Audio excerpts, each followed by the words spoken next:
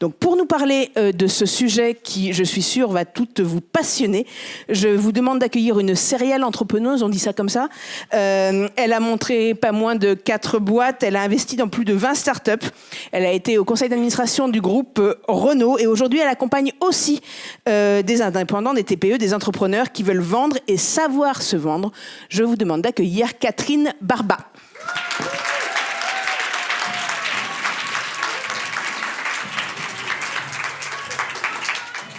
Merci Anne. Ça va ? Ça se passe bien la journée ? Bien ? Ça a l'air génial. Bon, ben merci pour l'accueil. Vous allez travailler en fait. Vous croyez que vous allez venir à une petite conférence, on va parler d'argent ? Pas du tout, c'est vous qui bossez. C'est bien ? Vous êtes prêts, prêtes ? Non, parce que quand on va chercher de l'argent, ben, il faut se mettre en mouvement, quoi, hein. Moi, j'ai entendu des choses là, vivre de ça. Enfin, la passion, bah ça nourrit pas, quoi. Ah, moi, j'ai appris un truc, hein, la passion, ça ne nourrit pas. Et vouloir performer, bien vivre de sa boîte sans se cramer, je sais pas comment on fait, quoi. Enfin, c'est balèze, hein. Moi, j'ai toujours beaucoup bossé, mais là, vous aussi. Après, je vais pas vous mettre le moral à zéro, hein, mais je crois que quand on est à son compte ou qu'on a un projet, il faut tout de suite se dire, j'ai 2 métiers. J'ai 2 métiers, quoi. Donc, c'est 2 fois plus dur. J'ai mon métier que j'aime, celui que vous aimez les uns les autres. Si on était moins nombreux, j'adorerais vous dire, c'est quoi ? Qu'est-ce que tu fais ? D'ailleurs, vous allez venir en parler. Mais surtout, c'est vendeur et vendeuse. Personne ne va le faire à ta place. Le chiffre ne rentre pas tout seul. C'est quand même la mauvaise nouvelle, hein. Les clients ne viennent pas tout seuls. Et c'est tellement dur en ce moment. Moi, ça fait 30 ans que je bosse. Je connais beaucoup de monde. Je me sens en confiance. J'ai pas peur. Et c'est hyper dur pour moi, quoi. J'ai du mal à aller chercher des clients. Alors, je pense à vous. Je me dis, bah, c'est pareil. Même combat, tu vois, même team. Il faut donner vraiment. Donc, c'est ton 2e métier et c'est le plus difficile. Mais c'est un métier très chouette. Qui est-ce qui aime bien vendre ici, là ? Tu aimes bien vendre ? Oh, j'aime bien vendre. Bon, alors, à l'inverse, qu'est-ce qu'il dit ? Alors, moi, la vente, au secours, quoi. Au secours, la vente, au secours. Mais tu veux quand même créer ta boîte et en vivre. Bon. Moi, je me dis toujours, je me demande pas si j'aime respirer, tu vois, puisque sinon, si je respire plus, je ne vis plus. Bah là, c'est pareil pour la vente, tu vois. Je sais pas quels sont les mots-clés qui vous viennent en tête quand tu dis vendre. Par exemple, vous qui n'aimez pas ça, quand je te dis vendre, client, c'est quoi les mots que vous avez en tête qui vous plaisent pas trop ? Prospection. Tarif, négociation, objection, trop cher. Mais par rapport à quoi trop cher ? Ouais, ok. Manipuler, c'est-à-dire que quand tu vends, tu te dis et confiance. Ouais, non, c'est marrant. Moi, tu vois, les mots qui me viennent en tête quand je pense à vente, premier mot, c'est écoute. Et après, le 2e mot, c'est questionner. J'adore ça, quoi. Vous êtes curieux, non ?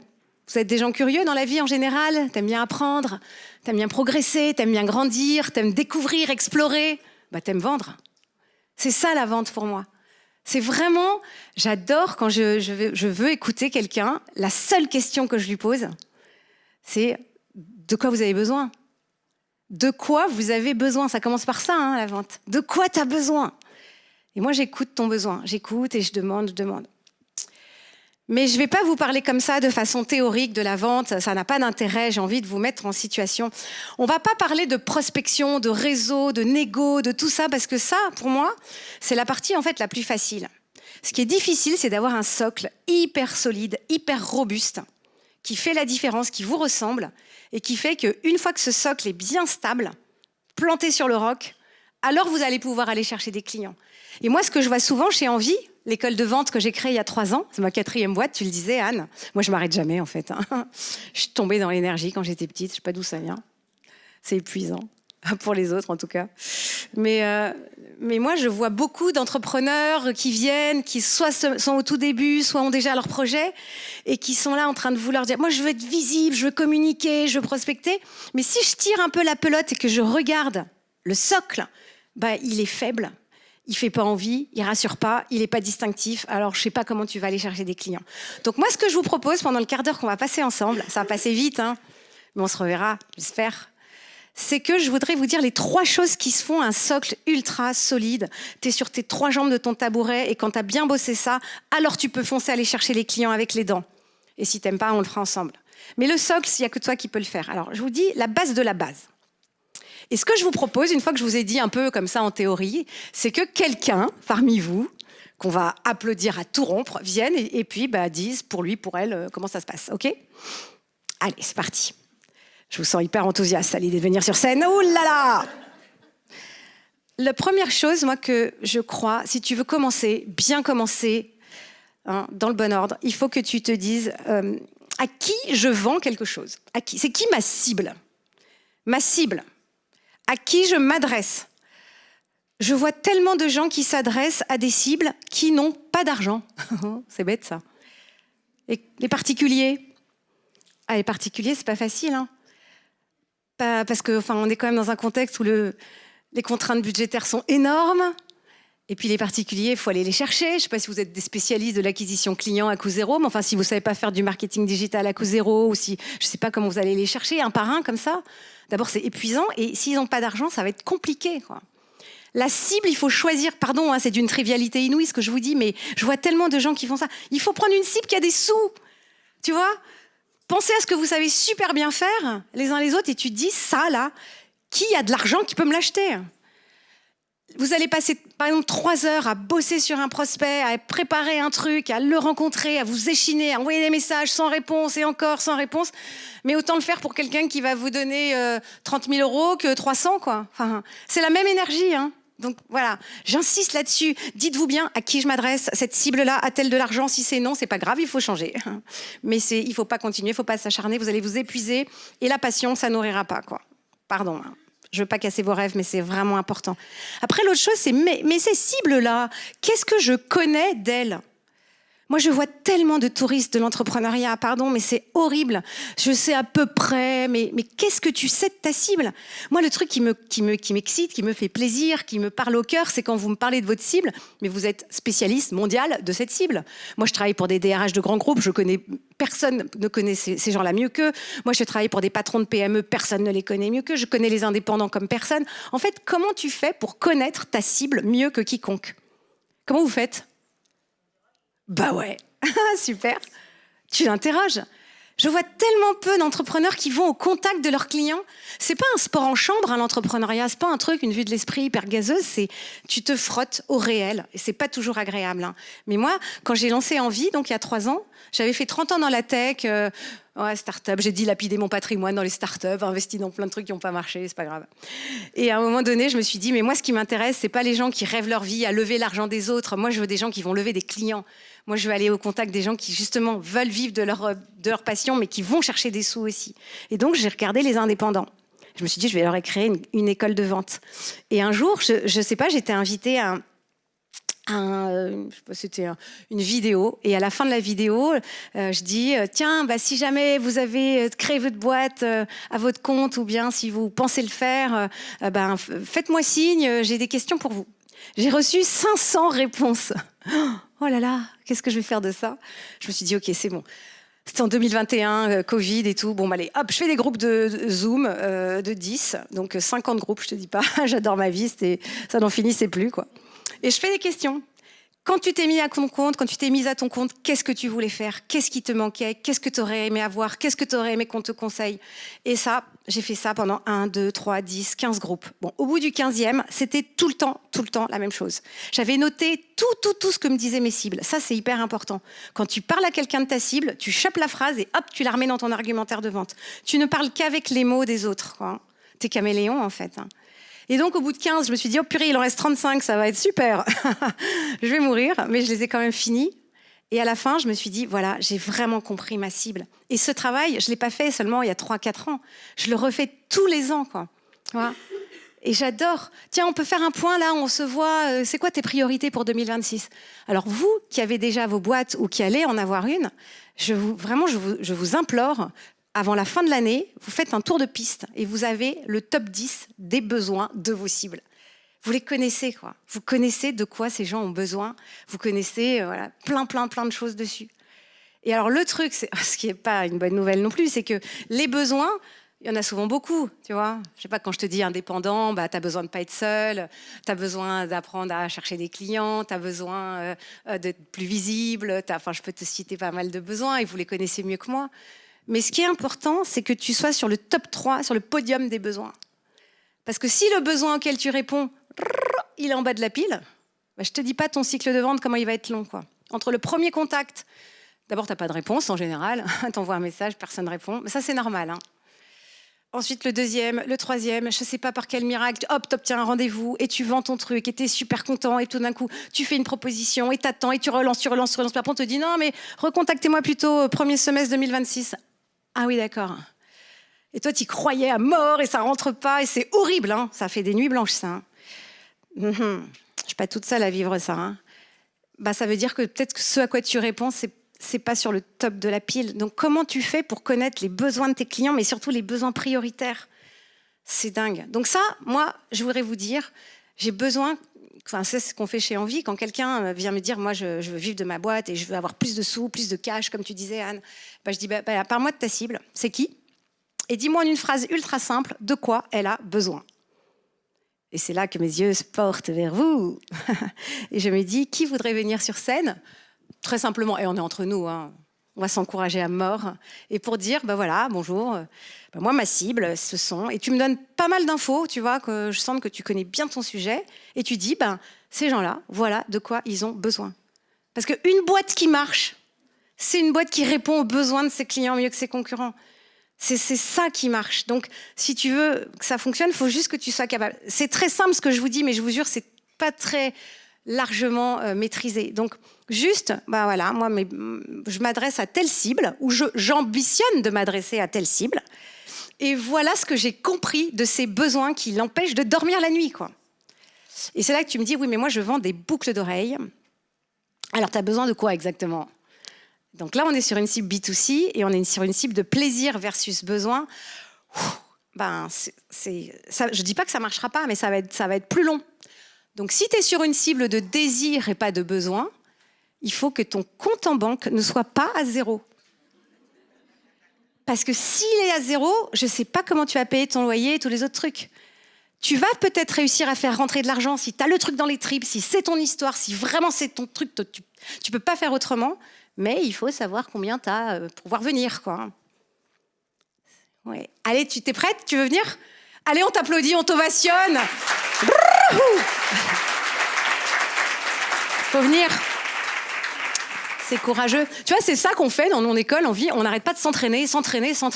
Donc au début, tu as un peu peur. Allez, 2. Allez, on va faire 2. Alors 2, deuxième. Et après, c'est carton plein. Alors, après, pour le prochain round.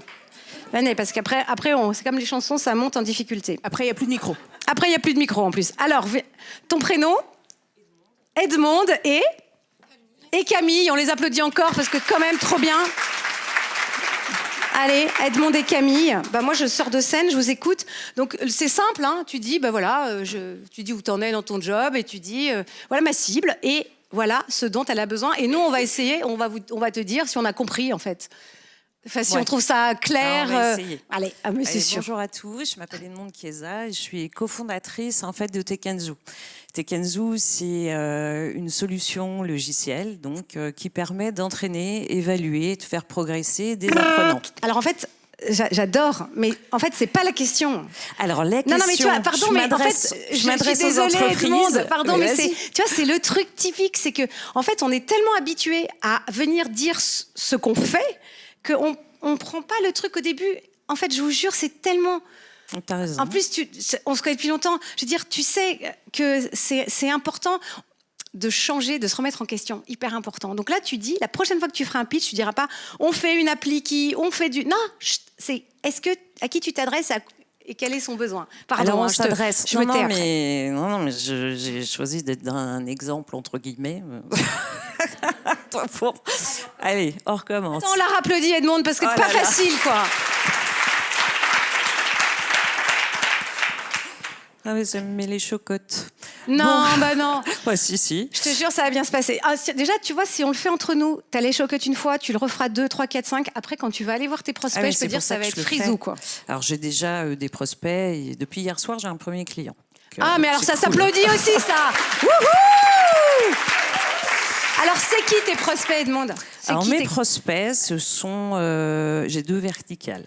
Donc, je suis un peu bicéphale, un peu schizophrène.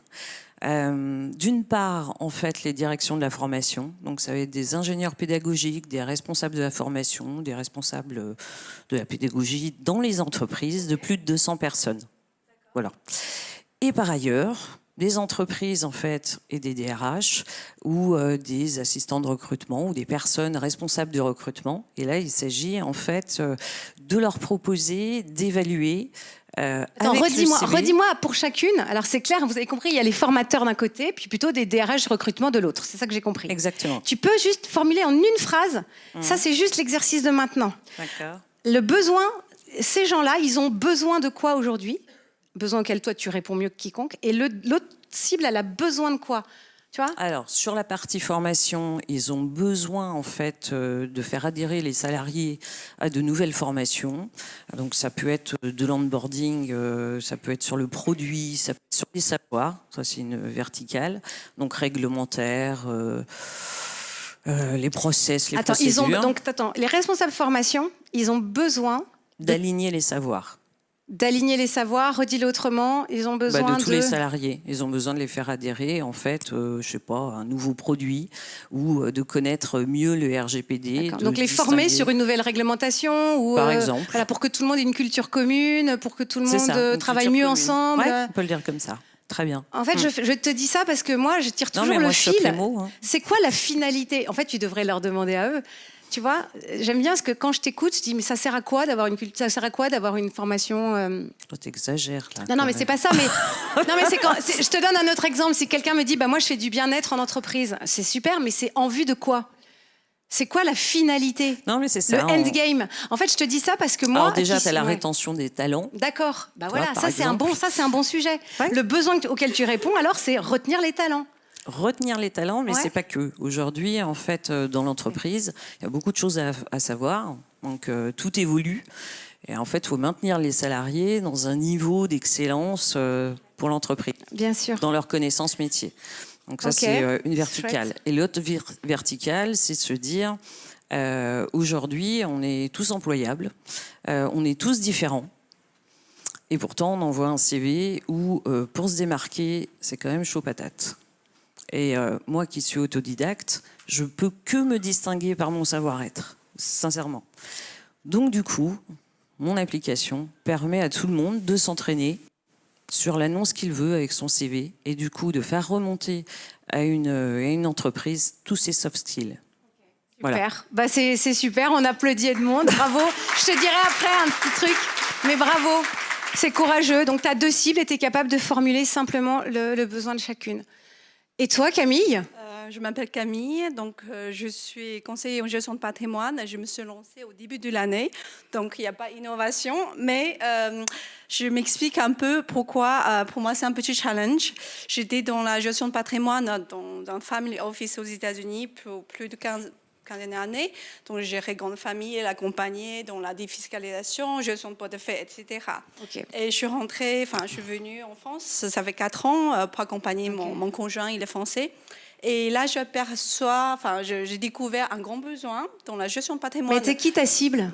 Ma cible, c'est des gens de mon âge, dans les quarantaines, des exécutifs, ils ont un bon salaire, ils n'ont pas le temps de gérer leur propre argent, ils ont un regard, la relation de l'argent, pour moi, n'était pas justifiée. Attends, donc, pour moi, la cible des gens de 40 ans, c'est 10 fois trop... Non, mais c'est 10 fois trop large. Les gens ont un certain revenu, qui restent dans le middle class. Mais des hommes, des femmes, une certaine zone géographique, un certain type de métier, qu'est-ce qui les caractérise? Caractérise par un revenu, on va dire, en France... Je fais le poil à gratter. On va dire, on parlait de TMI et tout, d'imposition au-delà de 30%. Et puis qu'ils ont besoin d'être accompagnement pour la construction de leur patrimoine, ou mieux gérer leur patrimoine, ou une transmission, etc. Et j'ai découvert, en fait, les gens disent il faut être extrêmement riche pour être accompagné par un banquier privé, mais en réalité... tout le monde a un patrimoine, Ok. même un jeune actif. Bien sûr, ma cible, enfin, mon Ouais. corps de ma cible, Ok. c'est les gens qui ont un revenu D'accord. relativement conséquent, Ok. mais ça touche à tout le monde. D'accord. Et ma conviction, c'est démocratiser cette gestion de patrimoine, et c'est pas seulement réservé aux extrêmes Et ouais. riches et à tout le monde. Donc notamment, bon, ma cible précise, c'est les gens qui ont des enfants, qui ont un revenu relativement élevé. On parle pas plusieurs millions, mais quand même Et pourquoi revenu. les gens ont-ils besoin de gérer leur patrimoine? Ça leur sert à quoi? Parce que j'ai vu les gens qui sont venus vers moi. Non, mais ça sert à quoi de Ça- gérer ça- son patrimoine parce par que- rapport à quelqu'un qui le gère pas? L'équilibre. La fille qui On pose se des trouve- questions oui, pénibles, bien sûr, tu sais. ça. Les gens qui ont bon revenu, ils se trouvent alors, un jour qui perd le travail, il est venu me voir. Mes 2 enfants Ouais. sont à l'école privée. J'ai beau gagner plusieurs centaines de euros par an. Là, je ne sais pas quoi faire les années à venir. Donc, moi personnellement, je dis, je suis un peu étonnée. Je me suis dit, les gens qui ont un parcours quand même, ils sont dans la finance. Pour moi, ils sont censés de gérer déjà eux-mêmes, gérer leur portefeuille, au minimum quelque chose, et pas se trouver, je n'ai pas de boulot, du coup, je ne sais pas quoi faire avec mes 2 enfants à l'école privée et mes prochaines années. Donc, Bon, mais super. Donc c'est quelque courageux. chose qui prépare à la jeunesse, et ça ne nécessite pas beaucoup plus d'efforts. On ne va pas se priver de sorties, se priver des voyages. C'est mais super juste clair. mieux gérer et Non, mais tu vois, merci d'abord, bravo d'avoir le courage, Camille, de présenter ta cible. Et tu vois, c'est hyper dur. Merci, je vous applaudis toutes les deux. Je vous laisse revenir parce que vraiment, pardon, on en reparlera. Tu vois, quand on commence à parler de sa cible, on peut passer des heures. Je réalise à la faveur de cet exercice, tu vois, c'est très, très difficile d'être focus sur c'est qui ma cible, c'est quoi ce dont elle a besoin. On a tout de suite envie de partir super loin. Et surtout, le truc, c'est qu'on ne fait pas... moi, je suis obsédée par la finalité. Ça sert à quoi? Parce que moi, peut-être que je suis dans ta cible. Bon, je suis plus vieille que ça, Camille, mais j'ai même pas... oui, il y a des gens qui s'occupent de mon patrimoine, mais jusqu'à un certain moment, je savais même pas qu'il fallait que je le gère. En fait, j'avais pas le besoin. Donc, si tu réponds à un besoin qui est pas perçu, ça, c'est difficile encore. Les gens ne savent pas. Donc, il va falloir que tu fasses de l'éducation. Et donc, tu vas faire beaucoup d'évangélisation. Et ça, c'est du temps à pas vendre. Mais c'est bien quand les gens ont conscience de leurs besoins, tu vois. Et pour le cas d'Edmond, ce que j'aimais bien, j'essayais de dire maladroitement peut-être, mais c'est que, en fait, quand tu dis je fais ça, par exemple, je fais des formations ou je fais du bien-être, mais c'est en vue de quoi? Moi, je suis chef d'entreprise. Il y a que 3 trucs dans la vie qui m'intéressent. C'est est-ce que tu vas m'aider à faire de la croissance? Est-ce que tu vas m'aider à innover et me distinguer de mes concurrents? Ou est-ce que tu vas m'aider à avoir une équipe hyper soudée, plus forte que jamais, engagée? C'est ça ma finalité business de chef d'entreprise. Tu vois? Et donc, si tu me dis je fais du bien-être, c'est super, mais je te mets dans aucune case. Je te mets dans la famille poésie et pas mathématiques. Comment vous allez faire quand vous formulez votre offre pour aller dans la catégorie tout de suite mathématiques? Voilà, c'est bête, hein, et puis c'est un très très gros raccourci, hein, on prend des semaines chez Envie pour faire ça. Mais voilà, et donc c'est bien de raccrocher, tu vois, et Edmond, t'as un tout petit cran de le dire, parce que c'est évidemment ultra utile ce que tu fais, mais comment tu le raccroches à la finalité de la boîte, business? Et toi, Camille, c'est comment tu arrives en fait à bien qualifier tes cibles, et les besoins, voilà, mais on en reparle après.